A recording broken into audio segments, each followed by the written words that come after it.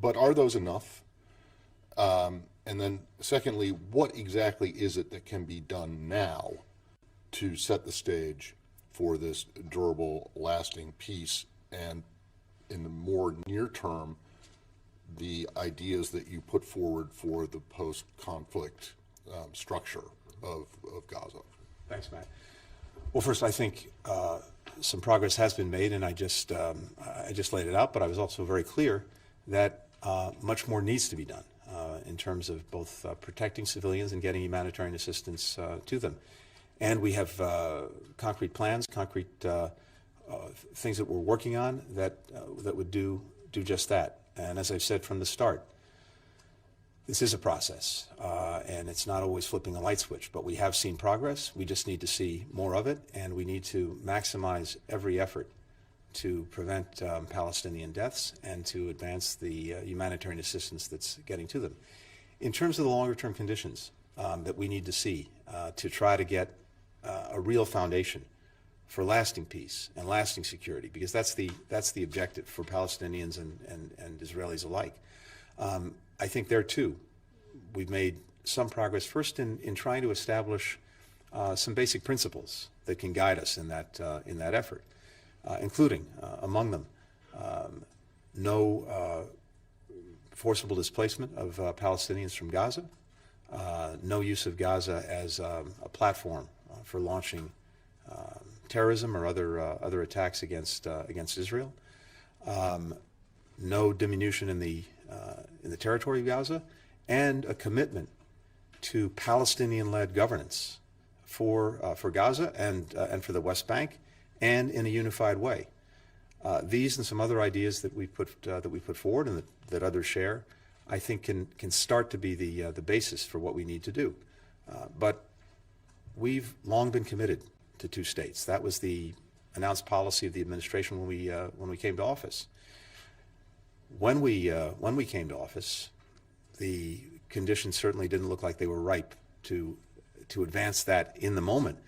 We first needed to try to make sure that there was as much calm as possible, and then to try to build from there. And that's what we've been working on very resolutely for the last 2.5 years, including pushing back on the expansion of settlements, on illegal outposts, on demolitions of homes, on evictions of Palestinians, on the status quo for the holy sites, on violence being perpetrated by extremists in the West Bank. By the way, something else that we've been very focused on this past week or so.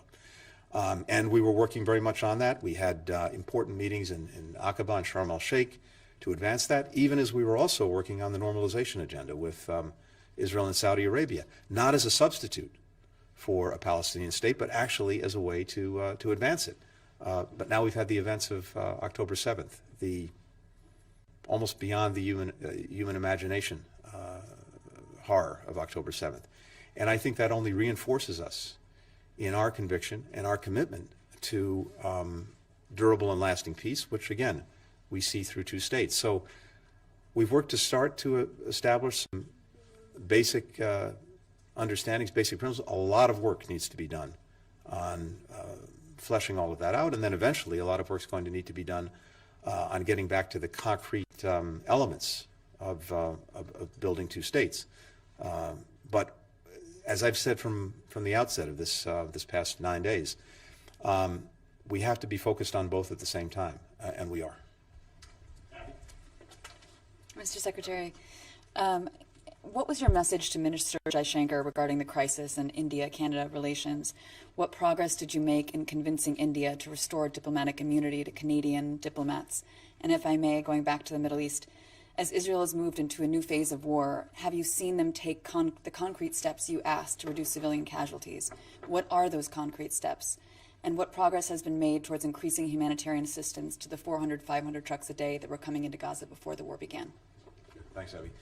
So on India and Canada, these are two of our closest friends and partners, and of course, we want to see them resolving any differences or disputes that they have as a friend to both. We think it's very important that India work with Canada on its investigation, and that they find a way to resolve this difference in a cooperative way. But that really does go with Canada moving its investigation forward, and India working with Canada on it. And that's something that I've discussed with our Indian counterparts, including today. In terms of coming back to Gaza, again, as I said, we have seen progress in addressing some of the very important concerns that we have and that so many share about protecting Palestinian civilians, about getting humanitarian assistance to them. I've already outlined them, but I also said that much more needs to be done. So for the humanitarian assistance piece, we do have concrete, more than plans, we do have, I think, a concrete way forward that would allow more trucks to get in on a regular, sustained basis, as well as to make sure that there's an adequate supply of fuel so that, for example, the trucks themselves can be fueled up to distribute the assistance. Hospitals have what they need. Desalination plants have what they need. It's always a process, and moving from an understanding, moving from an agreement to implementation is what we're working on right now. As you know, Ambassador David Satterfield has been parked in the region, shuttling back and forth between the various parties that are necessary to get this humanitarian assistance expanded in a significant way. That includes, of course, Egypt, as well as Israel, as well as the United Nations, and some other countries that may have some ability to help. So we're very actively pursuing that. And I believe that, as I said, we not only have some clear understandings about what needs to happen, we're now in the process of implementing that. I think you'll see that unfold. And further, with regard to harm to Palestinian civilians, look, I think first what Israel announced yesterday will help. It will help in enabling people to get out of harm's way. It will help in enabling people to get greater access to humanitarian assistance. There are other steps that we've discussed with Israel that I discussed a week ago. I'm not going to detail them here. I can simply say that there is more that can and should be done to minimize harm to Palestinian civilians. Thanks.